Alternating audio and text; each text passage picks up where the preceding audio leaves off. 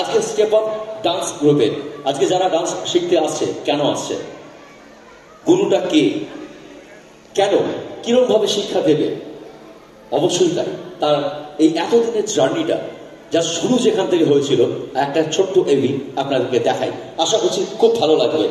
চাইবো এভিটা কি অন করার জন্য বলবো, প্লিজ এভিটা কি অন করবে, প্লিজ এভিটা অন করো। মাঝখানে এসে সরি আমি মাইকটা নিলাম। আজকে এত সুন্দর একটা অনুষ্ঠান, অলমোস্ট হল অনেকটাই ভর্তি, আর সুন্দর একটা অনুষ্ঠান চলছে। আমরা একের পর এক ব্যাক টু ব্যাক পারফরমেন্স দিচ্ছি। আর এই স্টেপ আপ ডান্স একাডেমিকে সত্যি আপনারা সবাই কিন্তু ভালোবেসে আজকে এসে উপস্থিত হয়েছেন। এটা দেখে এবং এটা জেনে সত্যি খুব ভালো লাগছে। আজকে স্টেপ আপ ডান্স একাডেমিকে তিলে তিলে অনেকটা দূর এগিয়ে নিয়ে যাচ্ছেন আপনারা সবাই মিলে, অবশ্যই ছোট বড় সব স্টুডেন্টরা এবং তাদের গার্জিয়ানরা। কিন্তু এই স্টেপ আপ ডান্স একাডেমির প্রত্যেকটা সদস্যই আমাদের খুব প্রিয় এবং আমাদের খুব ভালোবাসার।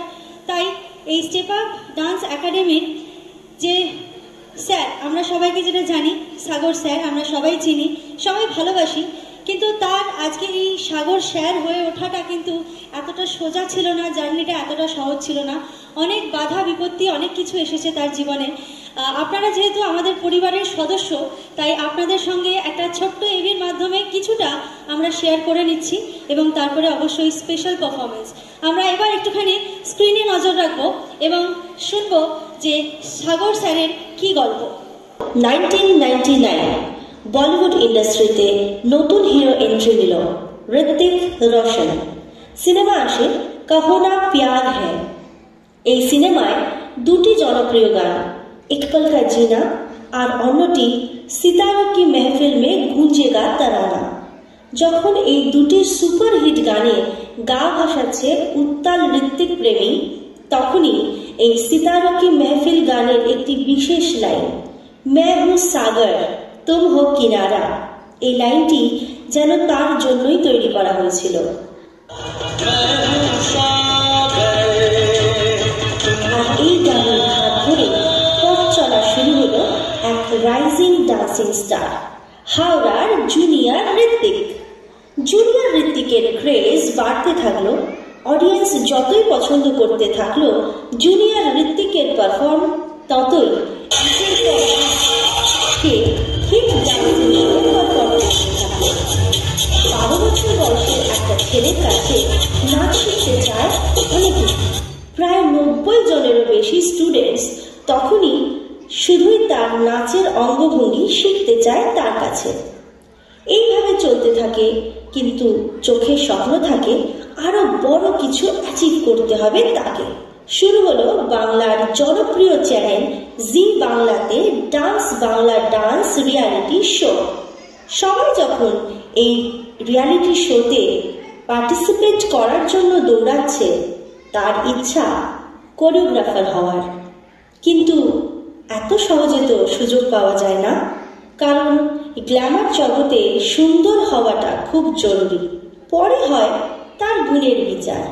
অনেক চেষ্টা করার পরও যখন কোনো সুযোগ হলো না, এক রাশ মন খারাপ নিয়ে ফিরে আসতে হয় তাকে। কিন্তু হার না মেনে সে তার প্র্যাকটিস চালিয়ে যায়। ঠিক 1 বছর পর 2007 ঘটল একটা মিরাকেল ঘটনা। সকাল 10টায় একটা কল আসে তার ফোনে।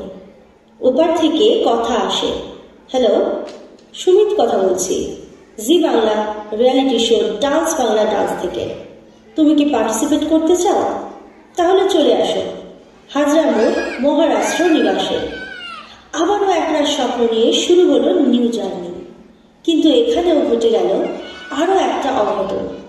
ব্যক্তিগত অ্যাক্সিডেন্টাল কারণে পৌঁছানো হলো না তার প্রথম শুটিং ডেটে। আবারও মন ভাঙলো হাজারো স্বপ্ন, আশা কিন্তু ভাঙলো না। ওই যে কথায় আছে না, ভগবান কে ঘর মে দের হ্যায় পর অন্ধের নেই।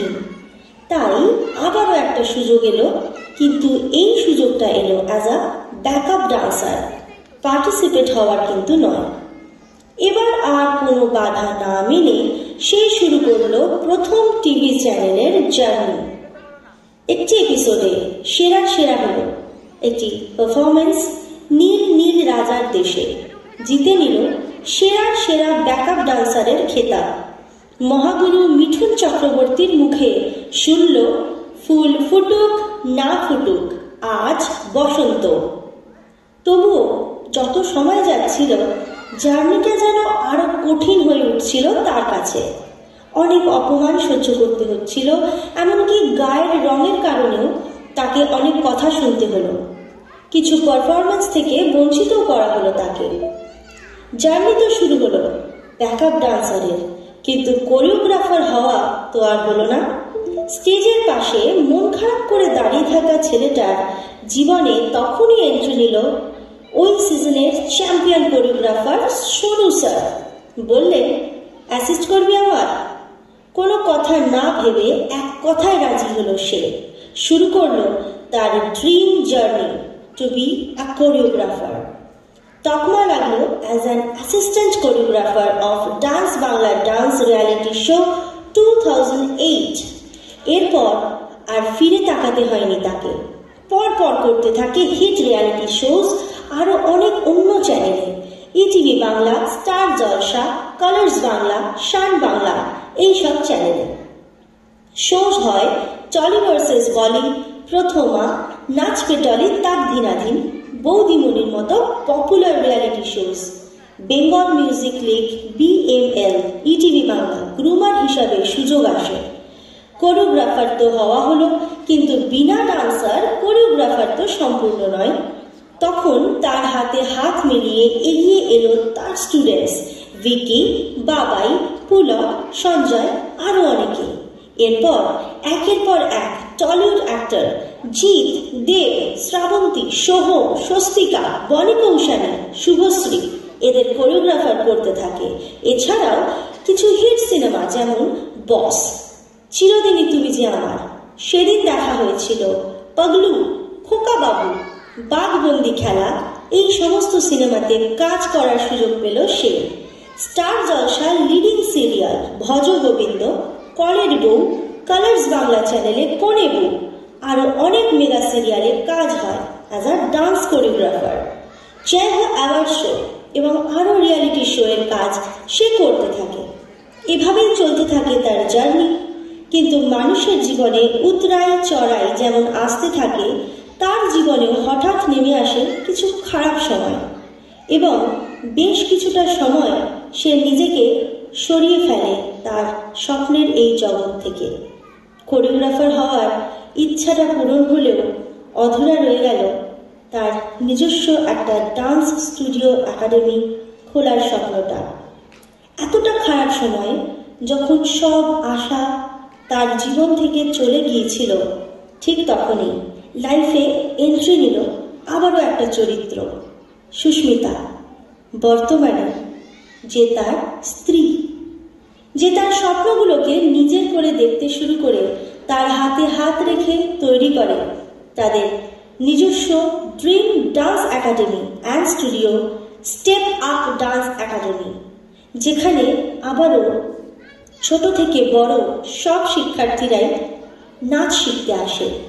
এইভাবেই চলতে থাকা এক স্বপ্নময় জগতে সাগর দাস থেকে সাগর স্যার হয়ে ওঠা মানুষটা বর্তমানে টলিউড অ্যাক্ট্রেস ঋতুপর্ণা সেনগুপ্তের বিভিন্ন সিনেমা এবং লাইভ পারফরমেন্সে একজন ডান্স কোরিওগ্রাফার হিসাবে কাজ করেন।